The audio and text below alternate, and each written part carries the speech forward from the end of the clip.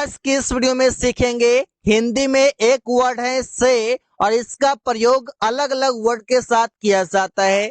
सिर्फ हिंदी में है से और इसके लिए प्रयोग किया जाता है with, by, since, of, to, for. ये सभी वर्ड मात्र एक वर्ड के लिए प्रयोग किया जाता है।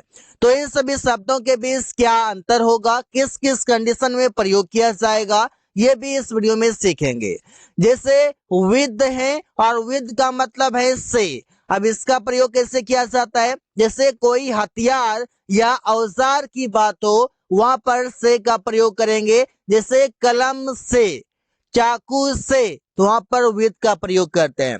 जैसे सेंटेंस है अमन चाकू से केक काटा, तो सेंटेंस क्या बनेगा? Aman cut the cake with a knife. यह पद के विद का प्रयोग क्यों किया गया है? क्योंकि चाकू एक हथियार के रूप में यूज किया गया है, एक औजार के रूप में यूज किया गया है। उसने छड़ी से तुम्हें पीटा, तो सेंटेंस बनेगा he bet you with a stick. तो मतलब छड़ी को कैसे प्रयोग किया गया है? एक हथियार के रूप में, एक औजार के रूप में। मैंने पेन से पत्र लिखा, I wrote a letter with a pen. यहाँ पर पेन क्या यूज हुआ है? एक औजार के रूप में यूज हुआ है। मैं पेचकस से सीपीयू खोल रहा हूँ, तो सेंटेंस बनेगा I am opening the CPU with screw driver. तो यहाँ पर स्क्रू ड्राइवर क्या हो गया? एक औजार हो गया, एक हथियार हो गया, उससे साथ हम कुछ कर रहे हैं, तो वहां पर हम विद का प्रयोग करेंगे। अब है बाय, और बाय का मतलब तो अलग अलग मीनिंग होता है, लेकिन यहाँ पर बाय का मतलब से समझेंगे। जैसे यात्रा के लिए, जब भी हम यात्रा करते हैं, ट्रेवल करते हैं बाइक से, ऑटो से, या बस से, या ट्रेन से, या प्लेन से, वहां पर बाय प्रयोग करते हैं। जैसे तुम बस से शहर जाते हो, बस से, ये बस क्या है? कोई वाहन है, और वाहन के साथ अगर जुड़ा हुआ वर्ड है से, तो इसके लिए हम प्रयोग करते हैं बाय।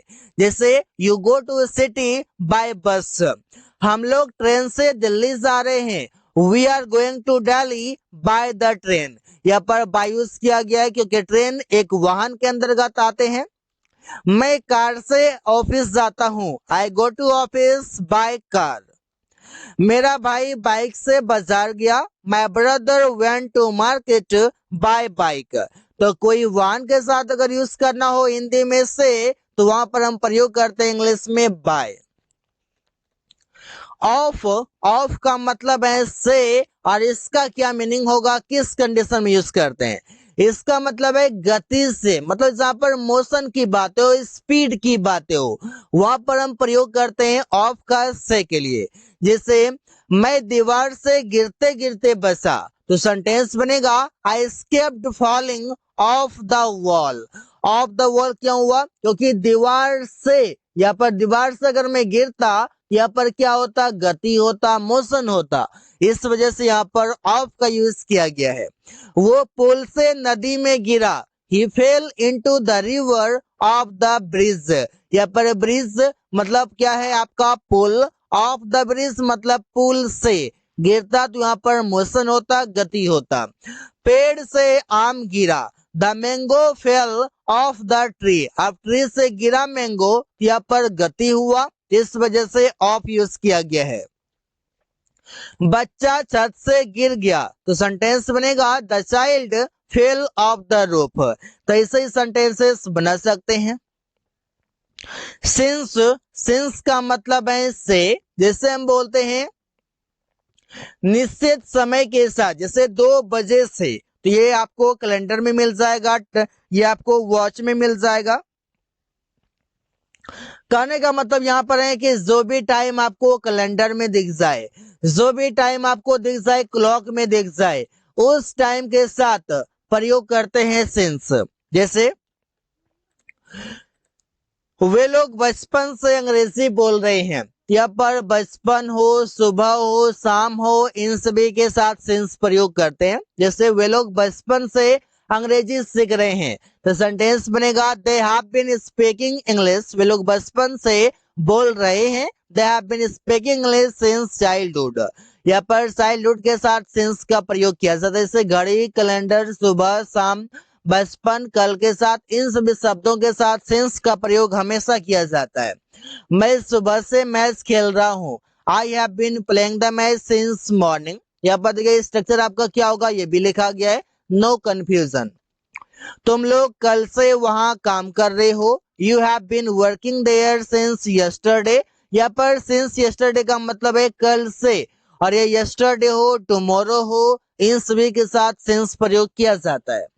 अमन जनवरी से अंग्रेजी सीख रहा है। Aman has been learning English since January. अब मैं बता दूंगा इसके सेंस का प्रयोग आप प्रेजेंट में या फिर आप पास्ट में प्रयोग करते हैं, प्रेजेंट या पास्ट में। लेकिन अगर फ्यूचर में यूज करना हो तो सेंस को रिप्लेस करके फॉर का प्रयोग किया जाता है, फ्रॉम का प्रयोग किया जाता है, मतलब सेंस को बदल देता है फ्रॉम में। ऐसे आपको ध्यान में रखना है। टू का मतलब है से, जैसे मैंने उससे बात किया, आई टॉक्ड टू हिम।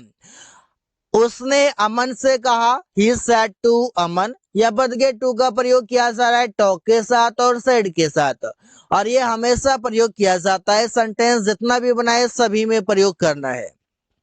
अब है फ्रॉम, और फ्रॉम का भी मतलब है से, जैसे हम बोलते हैं जब अलगाव की बातें हो, जैसे सेंटेंस बोलते हैं वो दिल्ली से आ रहा है, तो दिल्ली से आ रहा है तो दिल्ली को क्या कर रहा है, वो लीव कर रहा है, दिल्ली को लीव कर रहा है, उससे अलग हो रहा है, तो सेंटेंस बनेगा he is coming from Delhi.